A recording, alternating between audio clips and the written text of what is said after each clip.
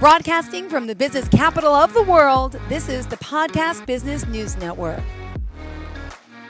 We are back with the Family Collective here talking about mental health. And of course, our expert, and Diane Arnold is her name. She's a licensed professional counselor and specializes with health, relationships, and any concern, really. Based out of Charleston, South Carolina, but globally, she can help you at the Family Collective, which is thefamilycollective.co. How are you? Well, how are you? Good, thank you. Good to see you back. You're back home in Charleston? In South Carolina this week? Yes. Awesome. Good to have you here. Let's just talk a little about you, the goals of Family Collective, how you're helping people, and then we'll dive into conversation again, do a recap from last week, and continue. Yeah. So the Family Collective is a nonprofit that was built to help with relationships. Because I'm a mental health professional, a lot of that gets sewn into that and what that looks like. So we have materials and information for, singles, for premarital, for marriage and relationships. And we have information even for like those golden senior years, and what do these relationships look like and how do they work? And it's something we all deal with. So it's an important aspect of, trying to help people just with this next, in this season that we're in right now. Everyone's struggling. The number is astronomical. It's 70-80% of people, have something going on. And we're there to help. And you can go to the website, find the resources that are there. And if we don't have it, we usually will direct you somewhere. Here, perfect. And by the way, last week, what did we talk about specifically? We were talking about trust, and it's a big issue for everybody when you're talking about relationships. If you've ever been burned, which is welcome to the club, most everybody has, it's a topic that people really struggle with. How do I, step back into whether it's a dating relationship or even, people struggle with their families. And so what is it that it looks like for me to walk back in or do a relationship in a more healthy way? Yes, because a lot of us don't do it in a healthy way. All right, go ahead. Yeah. Well, that's the part of us that makes us human is, we learn from, what didn't go well. And I was just talking with someone about this yesterday, and I just said, I believe that becoming, a professional gave me an advantage that, I would read that material. I would look at that research. I would, practice with people, in session, and it helped me understand me. And most people don't have that. Yep. They don't get 2 years to work on their own junk. And I got 2 years kind of to work on my own junk. So I would just say, use the Family Collective as a resource for those things, because it's normal to have junk, but we all want to do better. We all want to see it differently. So, what are the steps? What are the things that we can do to make that change? We have some answers for you. Well, you mentioned accidents for you, did you say? Answers. Oh, I was like, oh, yes. I'm like, wait, what? Yeah, I mean, we do have accidents sometimes. I'm like, okay. But yeah, we have accidents and go through mental health struggles with accidents. But I know you're helping to clarify, to give us answers, to give us clarity in a sense. And yeah. It's not an easy topic. Trust is not an easy topic. And there was a definition that someone came up with once that said, trust is choosing to make something important to you vulnerable to the actions of someone else. One more time, wait. Trust is choosing to make something important to you vulnerable to the actions of somebody else. Wow. And that's why we don't do it right there. Right? The vulnerability, the scare, the hurt, the angst. Yeah. Yeah, that's exactly why we do it. But that's the step. That's why it's hard. Because we're going to make ourselves vulnerable when we reach out and trust again. That same man says, distrust is what I've shared with you that's important to me, Mm-hmm. is not safe with you. And that's the thing that we talked a lot about last week. What does it look like when you have symptoms of mistrust? How does that happen in your life? And today we wanted to talk a little bit about what makes up that word, because that's a great big word. Actually, it's a small word, but has great big, I don't know.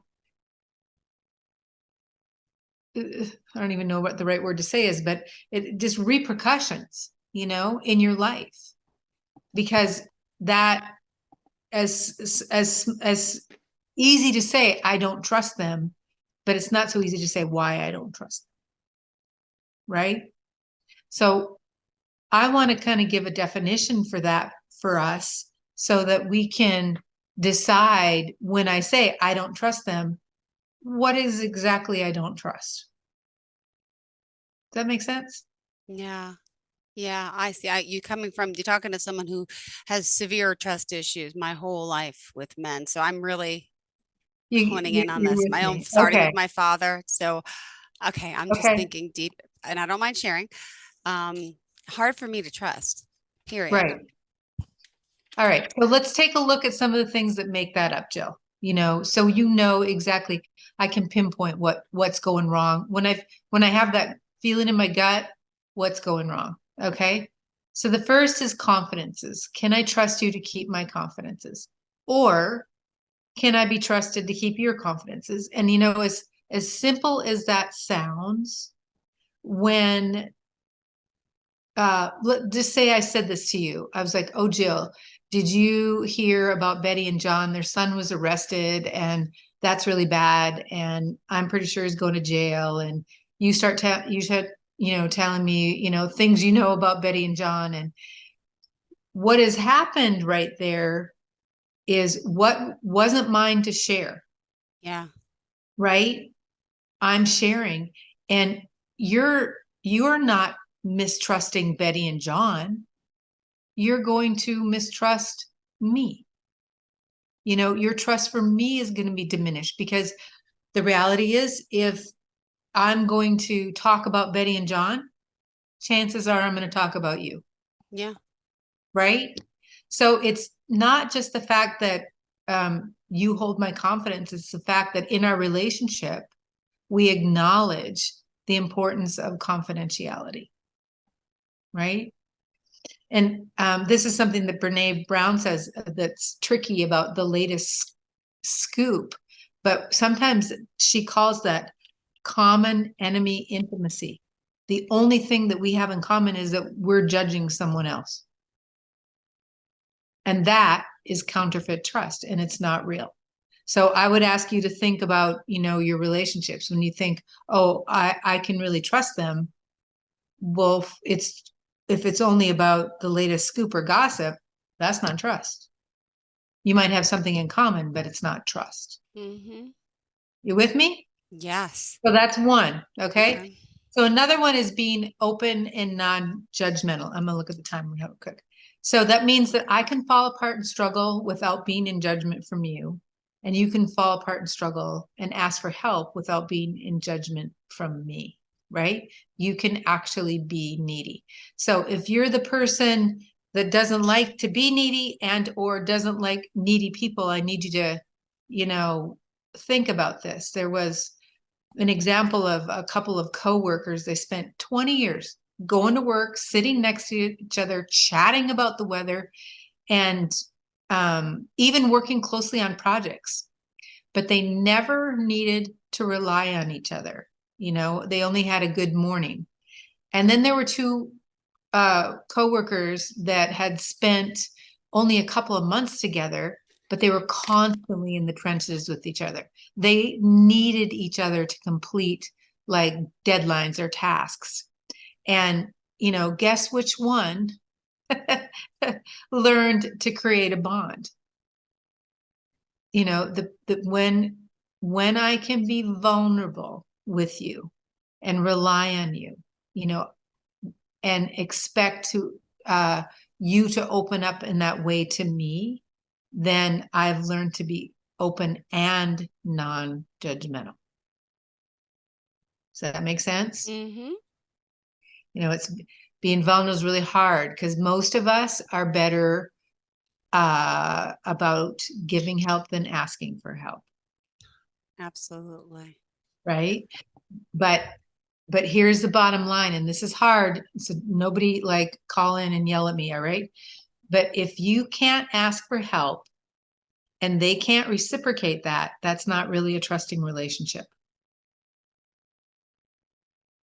When I think less of myself for needing help, whether I'm conscious of it or not, I'm thinking less of people who need help. Right? Yeah. I can't judge myself for needing help without judging others for needing help. So it's really important that you pass this one, through the cogs, because that's what it means to be open and non-judgmental. Yeah. Right?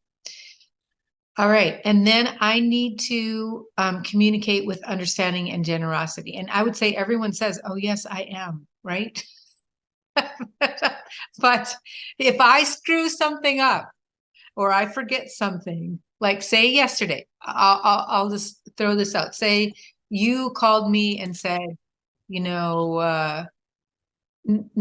next month is going to be really hard for me, Diane, because my spouse or someone passed away, my mother, my father, a year ago, and that day's coming up, and I'm really struggling with it coming up. And I say to you, oh, I got you, Jill. We'll I'll be there for you. And then I forget. Right? Being generous means that you actually are going to dig deep down and know that I care about you and try to think about what else could be going on, rather than the moment that we run into each other again, you're like, no, I knew it. I knew you couldn't. I knew you couldn't. Right? I knew you couldn't. Right? I'm going to make the most generous assumption about you, so that I can hear, or you will hear, what got hurt. Right? Yeah. Is that making sense? And it's not an easy thing to do because, well, and I would put the caveat on this. If this friend that we're talking about does it every time, that's a whole different thing. But if Diane and Jill had this relationship where, as a rule, I'm showing up and I'm doing, what I said I was going to do, this one time that you get hurt and offended, that's what it actually means to be generous, to say, hey, remember I told you it was going to be a bad day, and you kind of didn't reach out, Yeah. and then you what that means is you give me the chance to say, hey, you know what, that was my bad, Jill. I'm so sorry. Let's hear about what happened, how you made it through that, and I'm going to do better at marking my calendar or whatever it is. But that is a component of trust. All right. Another one is being reliable. When I say I'm reliable, it means you are going to say or do what you said you were going to say or do, and not just once. It means it's going to happen over and over and over again, right? Yeah. What I'm thinking about is, when my kids were little, I had some energy left at dinner time, and I would, unfortunately allow them to do things at the dinner table that probably weren't the healthiest, and chase them around to eat. But by bedtime, I was done. I was like, and when I said eat at dinner time, they didn't believe me because they knew that I was going to have, all kinds of latitude. But when I said bedtime, they knew me well enough to go, she's reliable in this. She's going to lose it. It's bedtime. And they would go, right? So it's being consistent, time after time after time. That's what reliable means, that we will follow through with what we're say we're going to do, right? And following through, to say what we're going to do. I just want to ask you, with trust is another big issue about following through, right? Right. That's what I'm I always saying. believed in the model, you don't break, don't make a promise you can't keep. Exactly. Yep. It's a simple phrase, and I really believe in that. I am a person of my word. I say I'm going to do something, I'll do it. Will I fail sometimes? Will I forget sometimes, but still do it? Yes. Will I do it a little later? Will I do it? Yes. But that's I expect everyone to have that value system, and they don't. And that's why it also lets me down. So people always try to tell me, expect nothing and you won't be, how do they say it? Expect You won't be disappointed. disappointed. Yeah. Yeah. Yeah. But Except for that is a component of trust. yeah. So that is actually when someone says, why don't you trust me? That's what actually this list is we're coming up with is, can you or can you not trust someone in their actions? And I'm giving some real life reasons or things that you need to say, yes, they do that. They're fairly consistent with that, or no, nope. Those are some things I really miss on. And so when they say, why don't you trust me? I can say, look, you're not reliable. And that matters to me. The Bible even backs you up on that one, Jill. It says, let your yes be yes and your no be no. Mm-hmm. It's very clear, that it's important to be a person of your word. And so, yes, that's what this is. Oh, okay, sorry. But yeah, I just want to remind everyone how we can reach you at the Family Collective. Diane Arnold, would you mind sharing? Yep. I was like, Diane Arnold. No, I'm not giving that email out. Thefamilycollective.co, not com, co. And you should be directed to take you to like places where you can look at a lot of the programs that are on there, a lot of the free resources that are on there. Also, if you speak Portuguese, we have a complete website and materials in Portuguese and Spanish. So, all right, back to being trustworthy. We need to be accountable. And this is interesting. Accountability means and this is Brené's definition. I love it. I can only trust you when you make a mistake. If you're willing to own it, you'll make amends and apologize for it. And you can only trust me if I make a mistake when I'm allowed to own it. So if you're blocking somebody from allowing them to own it, listen up.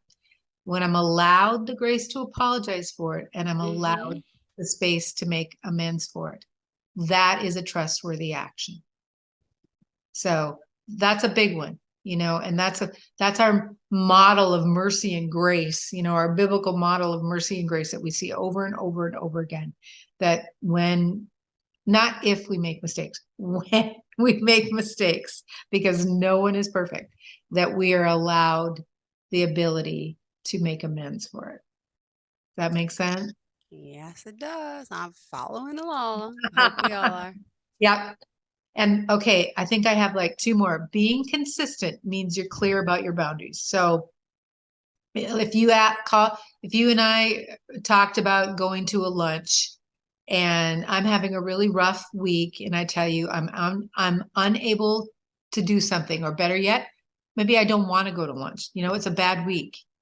And even though that's not what you want to hear, I can honestly say I have a commitment or I'm tired, and you can accept that.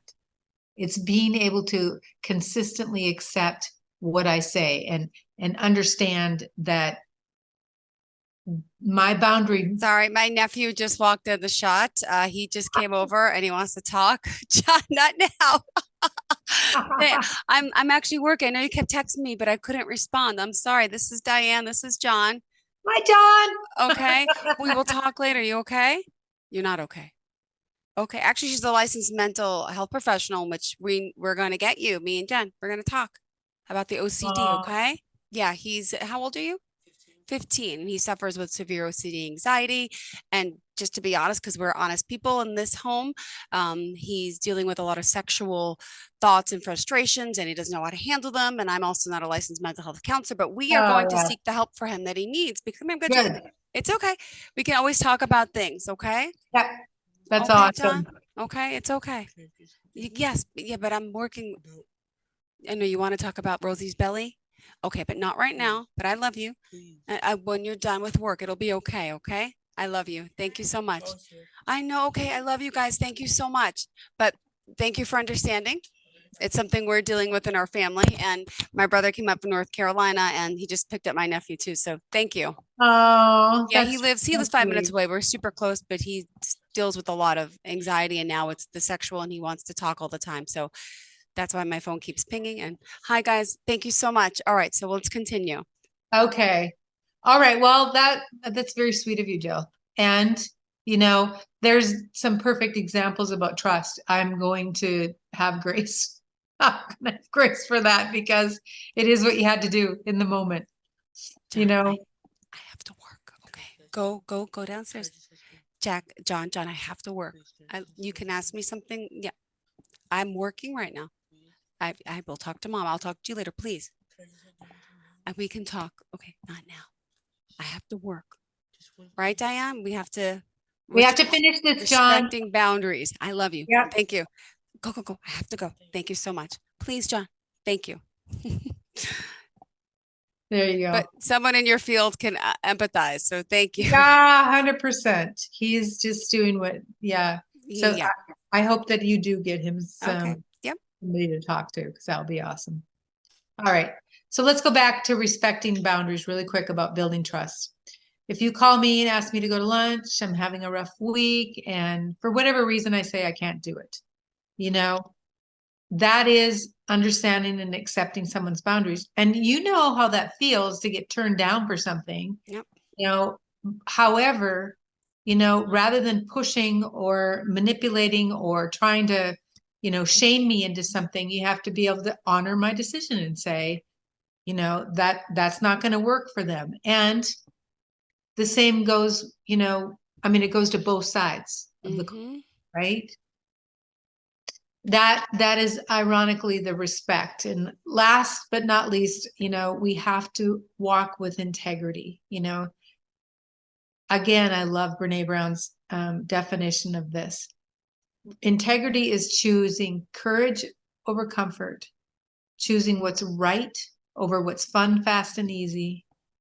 And it means to practice our values, not just talk about them.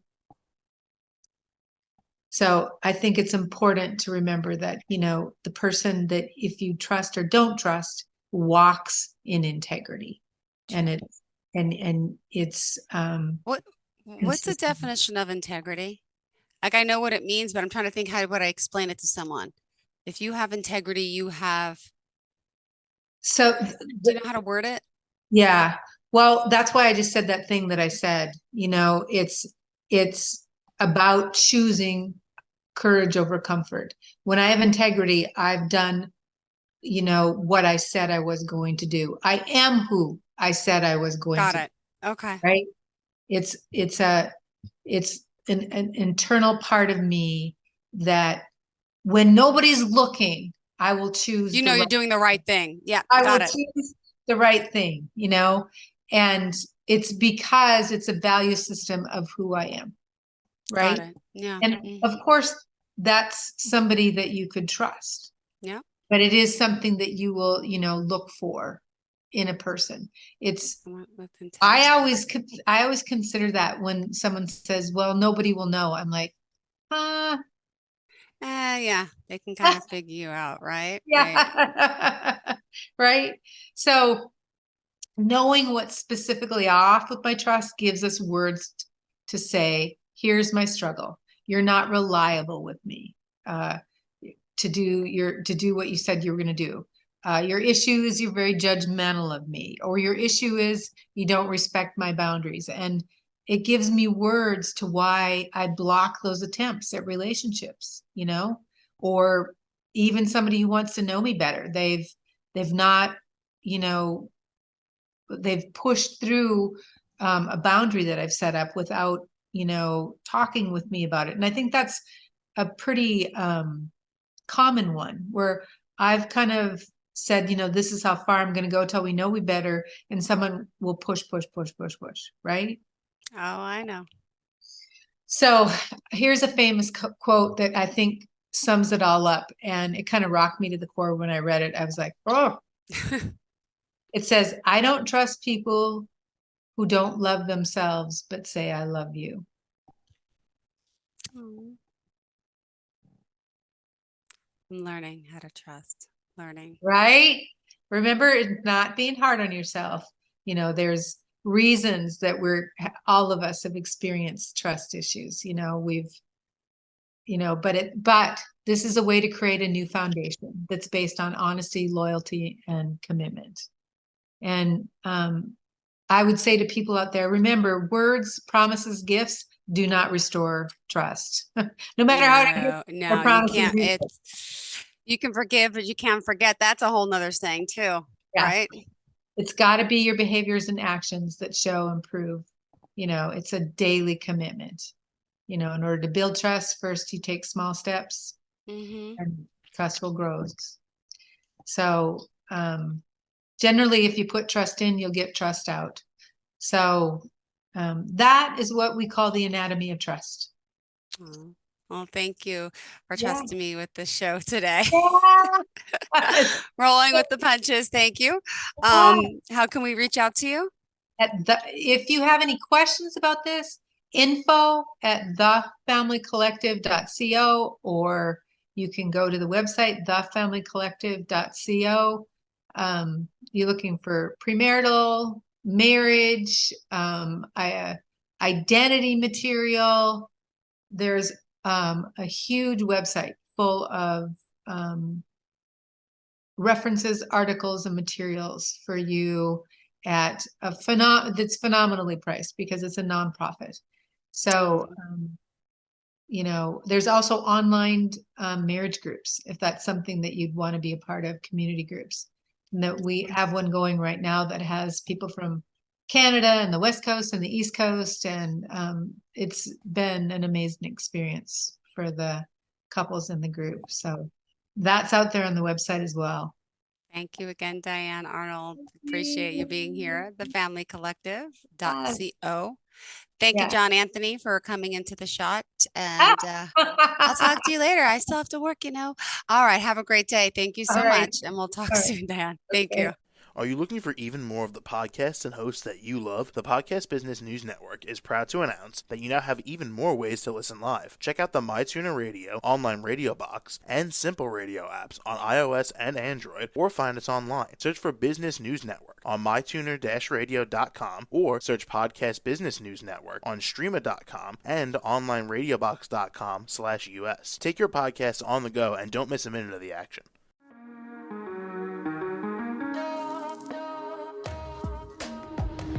Broadcasting from the business capital of the world, this is the Podcast Business News Network.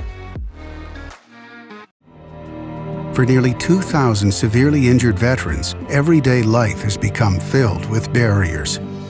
Day-to-day simple tasks can become pretty daunting. I have to carry my chair up 2 flights of steps or have somebody do it for me. What scares me the most is just the falling. When I'm struggling with my house, I think, to have that one great barrier just knocked down, it's crucial. Home for Our Troops is a wonderful nonprofit that builds a mortgage-free, fully adaptive, handicap-accessible house. And there's no catch. It'll be our very first home that we've ever owned. This is a game changer. This is where your life begins again. We need you to join us in completing this important mission. Please visit hfotusa.org and help build homes and rebuild lives. Because of you, everything's going to be okay.